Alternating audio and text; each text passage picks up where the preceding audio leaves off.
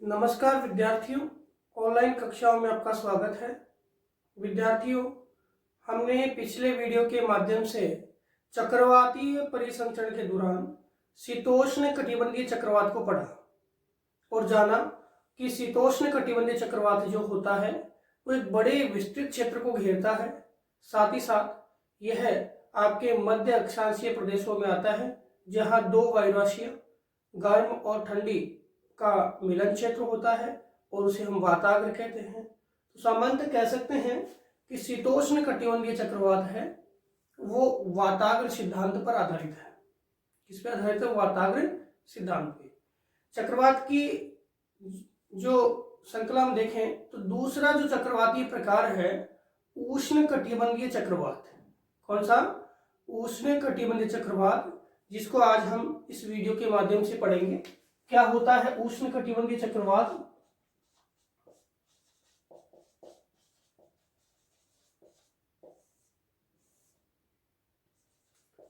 देखो, नाम से ही स्पष्ट है कि ये कौन से भागों में आएगा। ये उष्ण कटिबंधीय प्रदेशों में आएगा।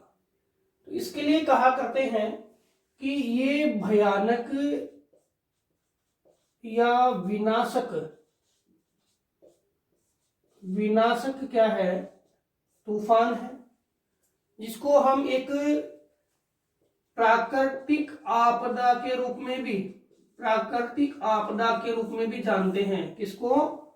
उष्ण कटिबंधीय चक्रवात को हम प्राकृतिक आपदा के रूप में भी जानते हैं, क्योंकि शीतोष्ण कटिबंधीय चक्रवात होता है उसमें तेज हवाएं नहीं चलती है, हवाएं धीरे धीरे चलती है और लंबे समय तक क्या होती है? वर्षा होती है। लेकिन इसमें जो हवाएं हैं बड़ी तेज गति से चलती है और भयानक हवाएं हैं वो इसमें चला करती है, जिस कारण से इसको भयानक या विनाशक तूफान या प्राकृतिक आपदा की संज्ञा दी गई है। किसको? उष्ण कटिबंधीय चक्रवात को। सामान्य विशेषताओं की बात करें तो उष्ण कटिबंधीय चक्रवात है वो मुख्यतः 8 डिग्री से 24 डिग्री के मध्य उत्तरी और दक्षिणी गोलार्धों के बीच ये चक्रवात उत्पन्न होते हैं। कौन सी जगह? 8 डिग्री से लेकर के और 24 डिग्री के बीच, यानी कर्क रेखा से मकर रेखा के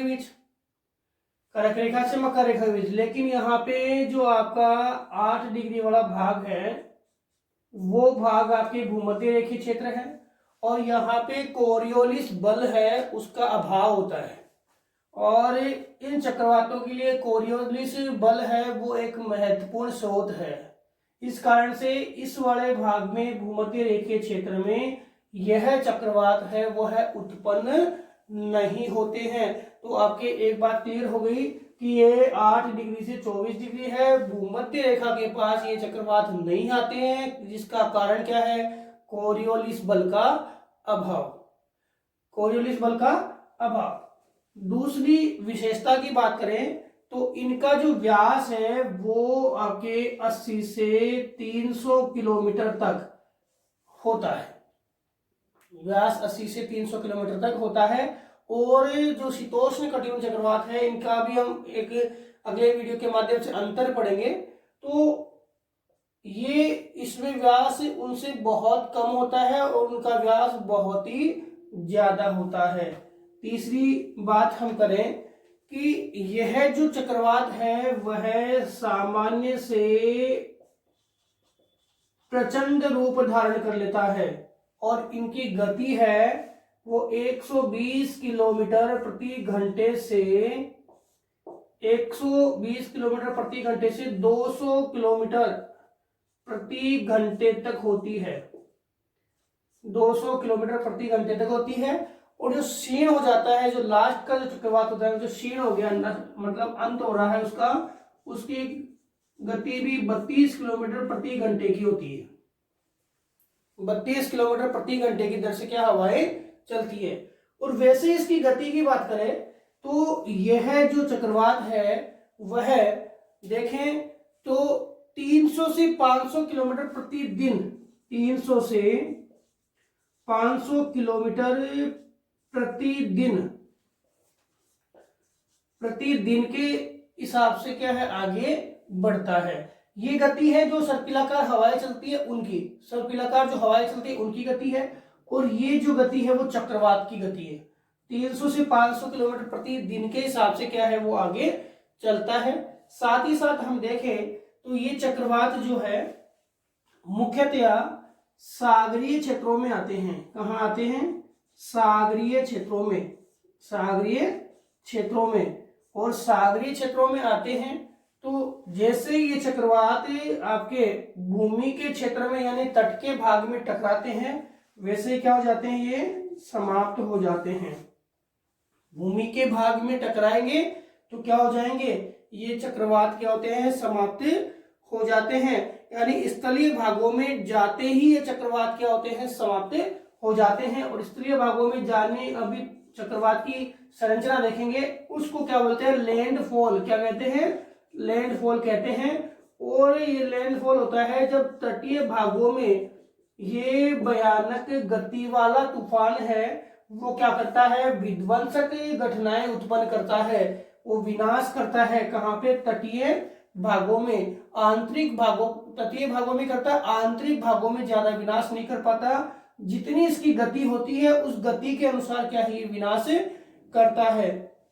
इसके बाद हम बात करें कि इस चक्रवात के केंद्र में वायुदाब बहुत कम होता है। और शीतोष्ण में भी क्या होता है, केंद्र में वायुदाब क्या होता है, कम। क्योंकि चक्रवात जो होता है उसकी प्रमुख विशेषता है कि उसके केंद्र में वायुदाब क्या होगा, कम होगा। और जो हवाएं होती है वो वर्ताकार पथ में चला करती है। किसमें चला करती है? वर्ताकार पथ में चला करती है। इसमें हवाएं किस में चलेगी, वर्ताकार पथ में चलेगी।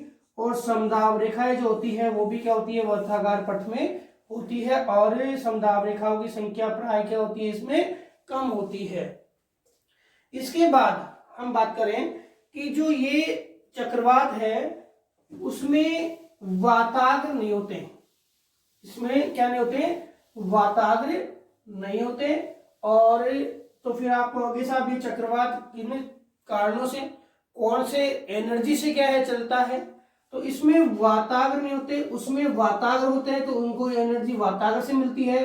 तो इसमें वाताग्र तो नहीं होते हैं, लेकिन इनको जो एनर्जी मिलती है वो मिलती है आपके संघनन की गुप्त ऊष्मा से, संघनन की गुप्त ऊष्मा से।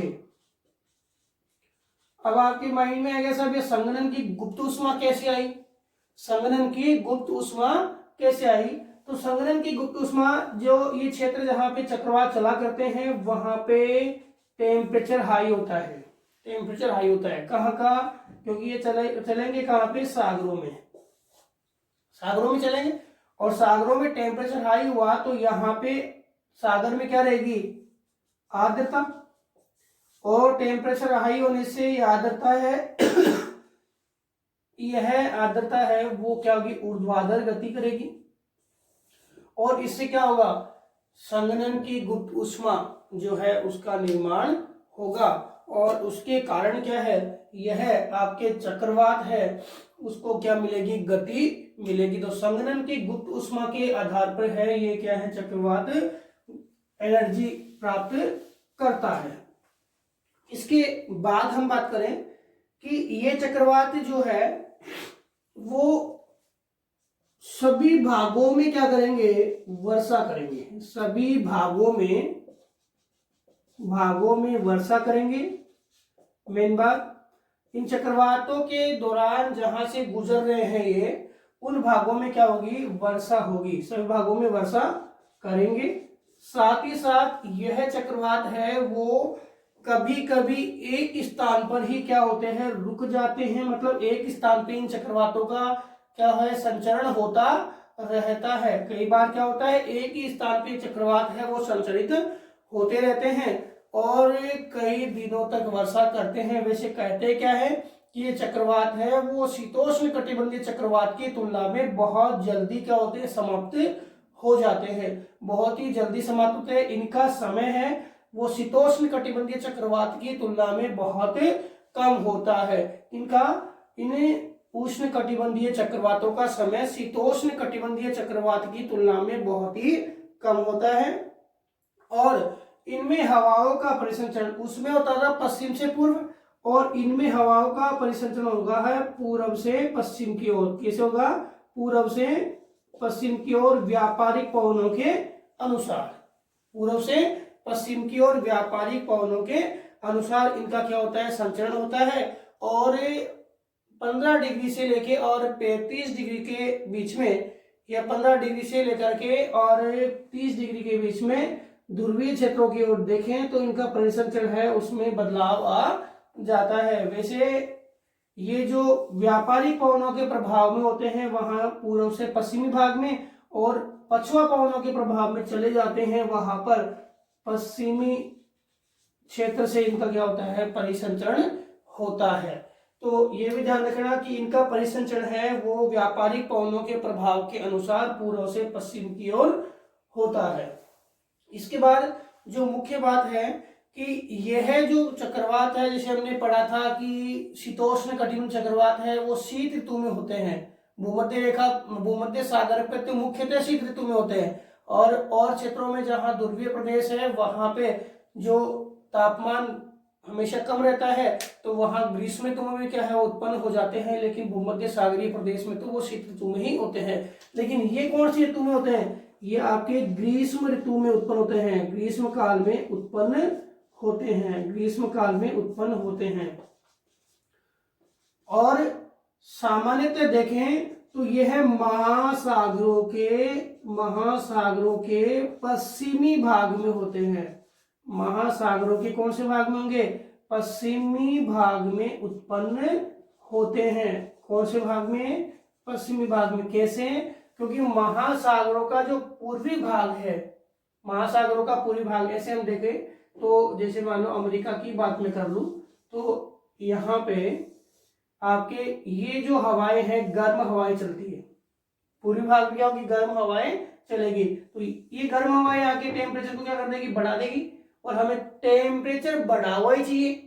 और आगे गई और ये हवा उतरी तो ठंडी हवा उतरी ना नीचे, तो यहाँ के टेम्परेचर क्या कर देगी? ये घटा देगी, टेम्परेचर क्या हुआ? कम।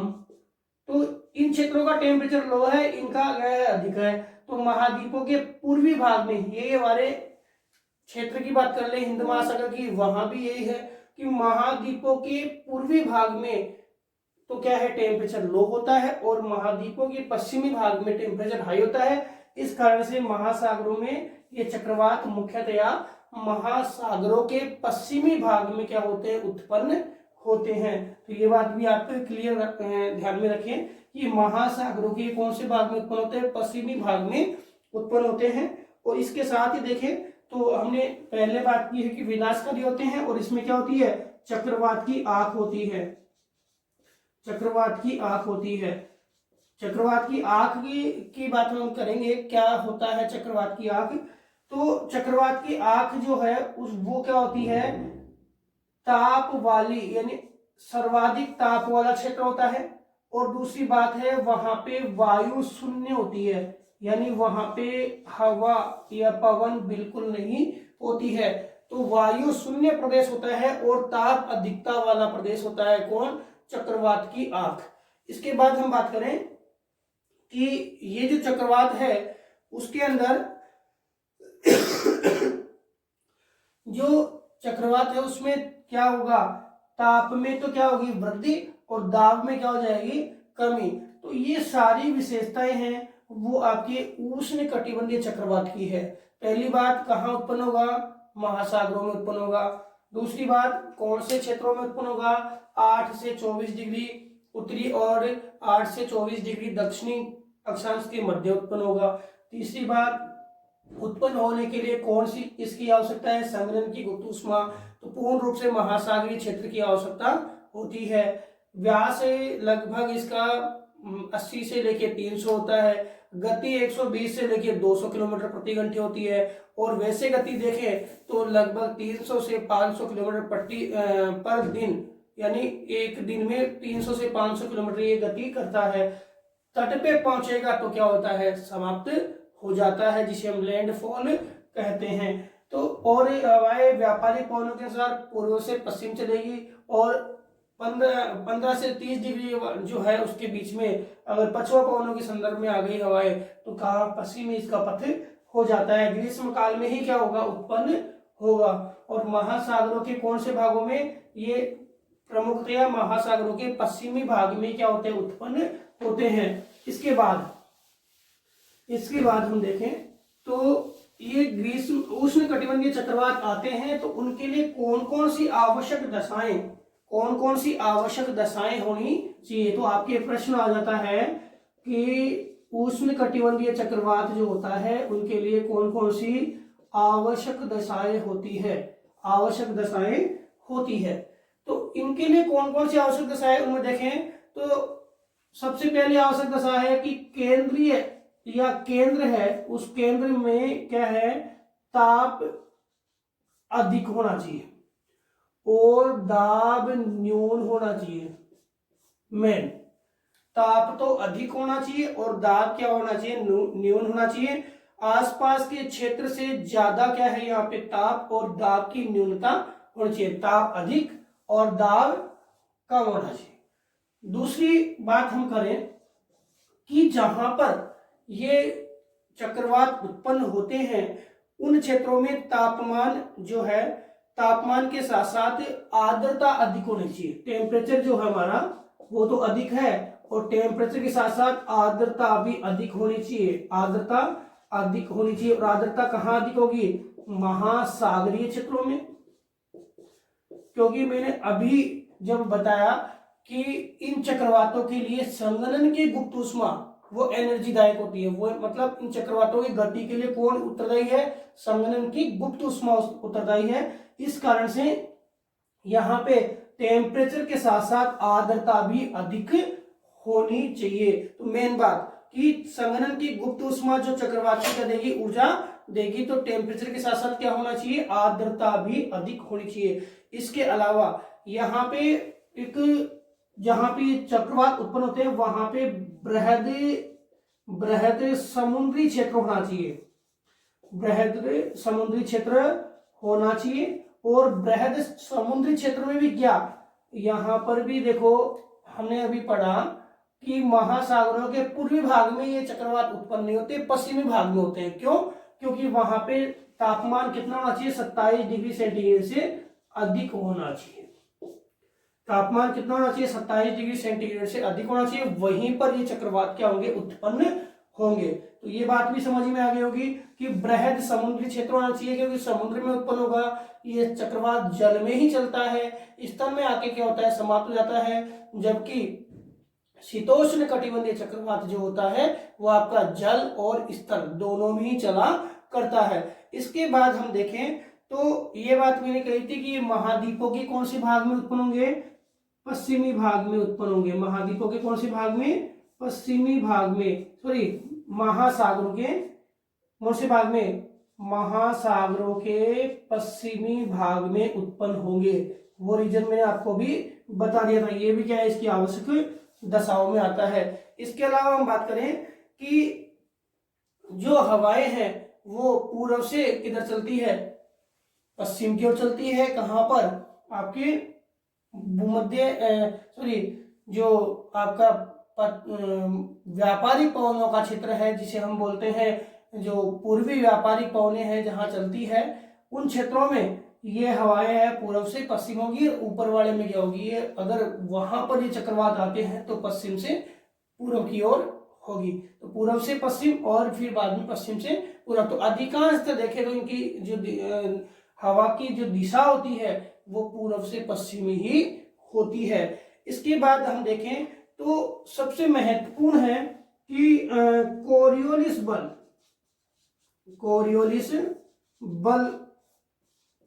का होना आवश्यक है। कोरियोलिस बल का होना आवश्यक है क्योंकि कोरियोलिस बल क्या करेगा, हवाओं को दिशा प्रदान करेगा, हवाओं को दिशा प्रदान करेगा। और हवाओं को दिशा प्रदान करने के लिए चक्राकार जो हवाएं हैं वो किसके कारण होगी, इस कोरियोलिस बल के कारण होगी। और ये भी क्लियर है कि कभी पूछ ले कि भूमध्य रेखा के समीप क्यों नहीं आते, क्योंकि वहां पे कोरियोलिस बल नहीं होता है। कहां पर, भूमध्य रेखा के पास क्या नहीं होता है, कोरियोलिस बल नहीं होता है और इस कारण से भूमध्य रेखा के पास है ये चक्रवात नहीं आते हैं। और ये कोरियोलिस बल क्या करता है, इसके सर्पिलाकार जो स्वरूप है उसको क्या करता है, गति प्रदान करता है। इसके बाद एक जो मेन बात है कि जो चक्रवात आते हैं कौन कौन से रीजन में आते हैं, मतलब कौन कौन से क्षेत्र में आते हैं, उनको अलग अलग नामों से हम जाना करते हैं। तो कौन कौन से क्षेत्र में इसको क्या क्या नाम हम देते हैं, तो ये तो चीज आपको समझ में आ गई होगी कि केंद्र है उसमें टेम्परेचर है वो ज्यादा होता है और दाब क्या होगा, कम, सीधी सी बात है। और टेम्परेचर जहां ज्यादा है वहां पे टेम्परेचर के साथ साथ आर्द्रता भी क्या होनी चाहिए, अधिक होनी चाहिए।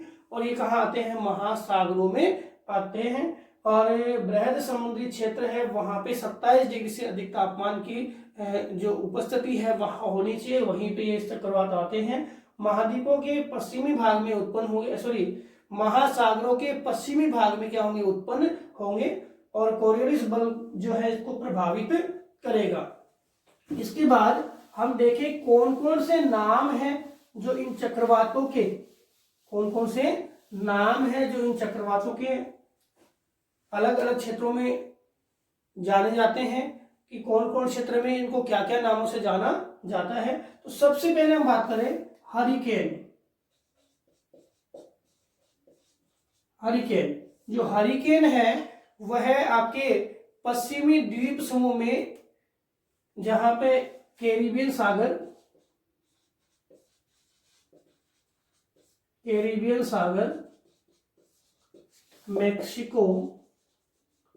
मेक्सिको की खाड़ी, कैरिबियन सागर और मेक्सिको की खाड़ी में इसे क्या बोलते हैं, हरिकेन कहते हैं। कैरिबियन सागर में और मेक्सिको की खाड़ी में इसे क्या बोलते हैं, हरिकेन कहते हैं। दूसरा नाम हम बात करें टाइफून। ये टाइफून है, यह आपके चीन में, इसको चीन के दक्षिणी चीन सागर में, कौन से में, साउथ चाइना सी, इसमें क्या बोलते हैं, इसको टाइफून बोलते हैं। इसके साथ साथ फिलीपाइंस में इसको क्या बोलते हैं, टाइफून बोलते हैं। और जापान के सागर में या जापान के निकट भी इसको क्या बोलते हैं, टाइफून कहते हैं। जापान के निकट भी क्या बोलते हैं, इसे टाइफून कहते हैं। फिर हम बात करें, हम जो शब्द यूज करते हैं साइक्लोन हमारे कहाँ बोलते हैं इसे, हिंद महासागर में। कहाँ बोलते हैं, हिंद महासागर में, इसको क्या बोलते हैं, साइक्लोन कहते हैं। हिंद महासागर में क्या बोलते हैं, इसे साइक्लोन कहते हैं। तो हरिकेन कैरिबियन सागर में और मेक्सिको खाड़ी, लोकेशन क्लियर होगी। इसके लिए एक दिन मैप बताना पड़ेगा। तो कैरिबियन सागर है जो आपके अमेरिका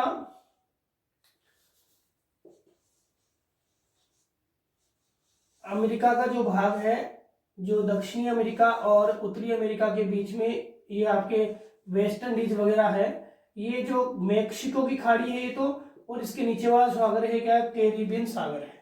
कौन सा, कैरिबियन। और ये अटलांटिक महासागर आ गया। चीन वाला भाग आपके पूर्वी भाग है, फिलीपाइन, जापान।